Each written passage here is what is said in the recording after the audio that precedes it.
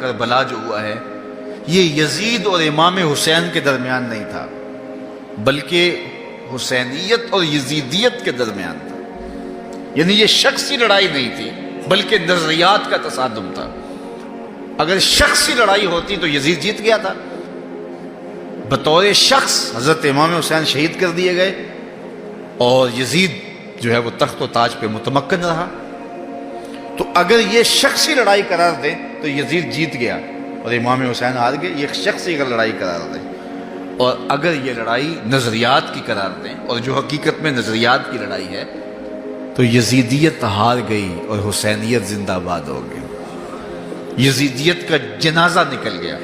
وہ تخت و تاج جس کے لیے یزید نے اتنا کچھ کیا تھا اس کے اپنے بیٹے نے اس پہ تخت پہ تھوکا. یزید کا بیٹا معاویہ بن یزید جب تخت نشین ہے تو وہ گھر سے باہر 6 ماہ نہیں نکلا. اس کا جنازہ ہی نکلا.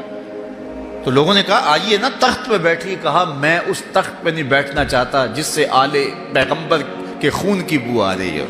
میں نہیں اس تخت پہ بیٹھنا چاہتا. اور پھر اس کا تخت سمٹ گیا, اس کا نام مٹ گیا. کلنج کے مرض سے تڑپتا ہوا مرا اور انتہائی ذلت کی موت مرا. رسوا ہو گیا, اس کا نام بھی باقی نہیں ہے. میں گزشتہ برس کربلا میں حاضر ہوا تو حضرت امام حسین کا چمکتا ہوا روضہ نور دیکھا. وہ لمحے بڑے دردناک تھے جب ہم کربلا میں پہنچے اور رات کا موقع تھا تو ہمارے ڈرائیور نے کہا کہ یہ نہر فرات ہے.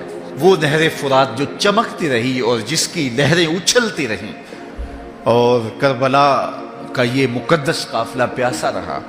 تو عجیب قلب کے اندر کیفیات کا ایک جہان تھا. یہ تو امام حسین کا روضہ ہے نا, لیکن یزید کا نشان نہیں ملا. میں نے تاریخ کی کتب میں ڈھونڈا کہ یزید کی قبر کہاں ہے تو مجھے تاریخ نے بتایا مزبلہ دمشق. دمشق کے اندر کوئی جگہ ہے جہاں لوگ کوڑا پھینکتے ہیں تو اس کوڑے کے نیچے کہیں یزید کی قبر ہے. نشان بھی نہیں ہے کہاں ہے, لیکن اتنا پتہ ہے اس روڑی کے نیچے یزید کی قبر ہے.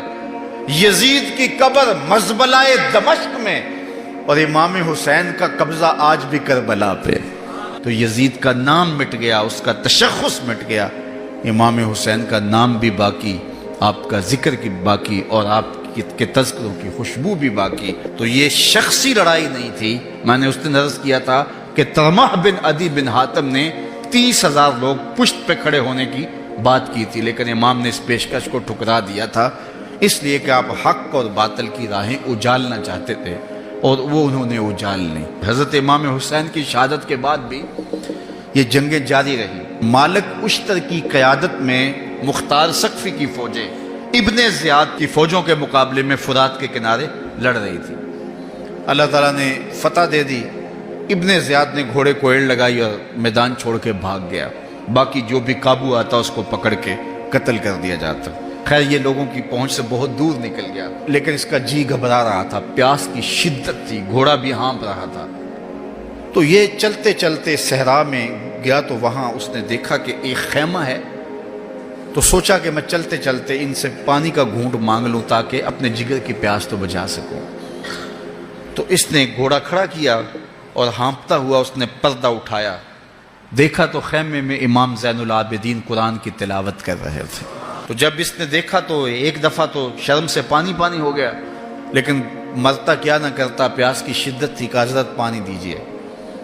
امام زین العابدین نے دیکھا اور پھر گھڑے سے کٹورا بھرا اور اس کے ہاتھ میں تھمایا.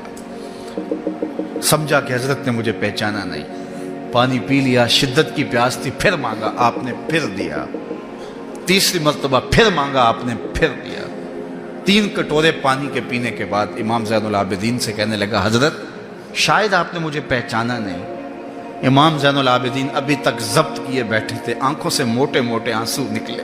کہا بدبخت تجھے نہیں جانتا جس نے میرا خاندان اجاڑ دیا, 6 ماہ کے بچے بھی نہ چھوڑے, جس نے مخدرات کو اونٹوں پہ بٹھایا.